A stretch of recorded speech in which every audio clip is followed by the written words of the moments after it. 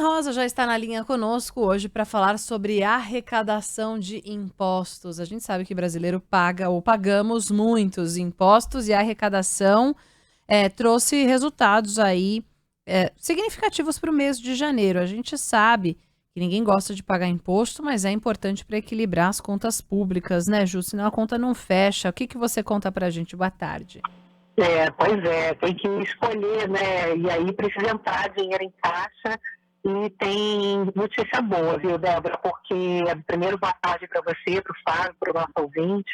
A gente está aí nessa discussão da meta que o governo está insistindo em manter a meta de déficit zero das contas públicas. Só que está ali, né, numa batalha no Congresso ainda para poder aprovar aumento de receitas e, com isso, fechar a conta, né? As receitas cobrirem o patamar de despesas previstas para esse ano. Mas o que acontece é que esse resultado da arrecadação de impostos em janeiro foi o melhor janeiro, né, na verdade, o melhor mês, em qualquer mês, não só de janeiro, de toda a série histórica iniciada em 1995. Então, desde 1995, os dados que a Receita Federal divulgou hoje mostram que foi o melhor resultado. Foram em torno de 280 bilhões de reais, veio acima do previsto.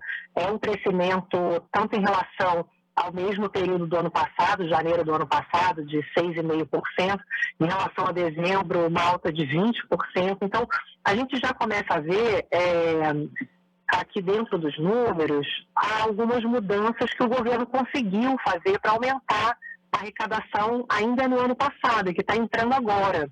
Eu me lembro que eu conversei com o secretário de Política Econômica, o Guilherme Mello, na semana passada, no meu programa aqui na Rádio Band News FM, né, no Economia para Você, e ele já tinha me falado que eles estavam esperando que algumas mudanças, por exemplo, na tributação dos chamados fundos exclusivos, eram fundos de altas rendas que tinham benefícios tributários. Eles só pagavam imposto de renda quando houvesse saque.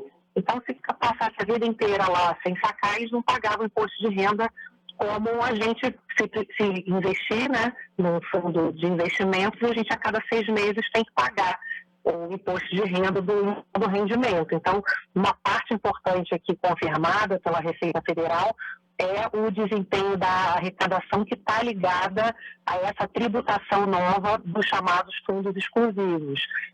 Também aparece aqui a volta da tributação sobre gasolina e diesel. Não sei se vocês lembram, o governo foi aos poucos aumentando o PIS e COFINS em cima dos combustíveis que ficaram durante um tempo suspensos, né, no governo anterior, e ano passado o governo foi aos poucos reonerando, e esse ano você tem já o peso dessa volta dos impostos. Então, por que isso tudo é importante? Porque isso diminui o risco do governo ter que mudar a meta de déficit zero agora em março. Está todo mundo olhando esse mês de março porque é a primeira revisão, a primeira divulgação de como é que está a situação das contas. E aí tinha muita preocupação de que se tivesse uma diferença muito grande entre o que o governo está dizendo que vai conseguir arrecadar e o que de fato está arrecadando, ou ele teria que mudar a meta logo, ou ele teria que anunciar um contingenciamento, ou seja, segurar gasto público num patamar que politicamente seria inviável, de 50 bilhões, sabe? Alguma coisa que afetasse muitos programas sociais, por exemplo. Então, com essa arrecadação recorde, Débora, Fábio, a gente traz aí um certo alívio, porque o governo ganha um tempo, provavelmente em março, para manter essa meta de déficit zero.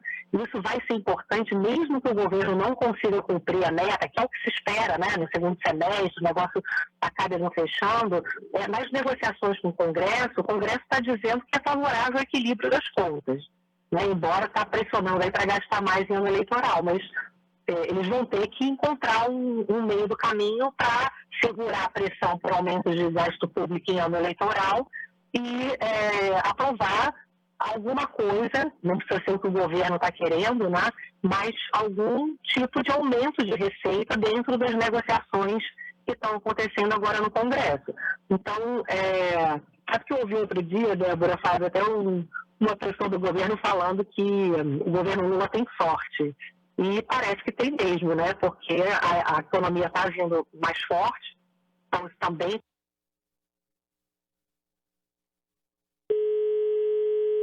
A gente perdeu a conexão com a Juliana Rosa. Daqui a pouquinho a gente tenta restabelecer a ligação com a Juliana Rosa para falar justamente sobre esses números, né? Esses dados. Já estava fechando aí a informação da Juliana, mas é isso, é importante para fechar as contas públicas. Um número bastante significativo quando a gente fala de arrecadação federal.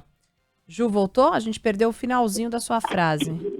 Então, eu estava falando que outro dia eu ouvi de um integrante lá da equipe econômica do governo Lula, ele mesmo falando que o governo Lula tem sorte, que ele é conhecido sempre, né, por os governos anteriores, inclusive, ele pegou o boom das commodities, né, e agora a gente a gente tem uma surpresa positiva também de crescimento econômico. Muita coisa no pós-pandemia está vindo melhor, algumas mudanças estruturais, isso também ajuda, se a economia cresce mais, a arrecadação de impostos também aumenta, né?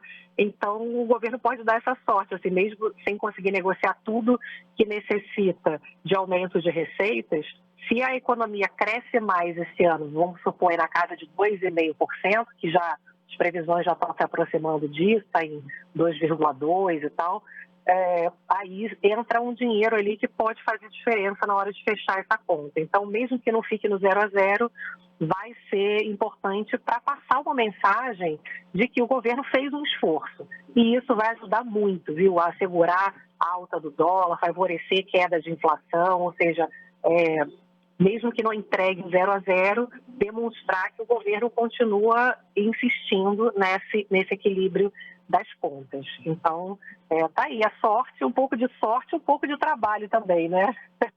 Sem dúvidas, muito trabalho, né? Muita sorte também, por que não? Ju, a gente volta a conversar amanhã nesse mesmo horário aqui no Band News no meio do dia. Um beijo pra você, até lá. Um beijo, até. Valeu, Ju. Valeu. E ainda nós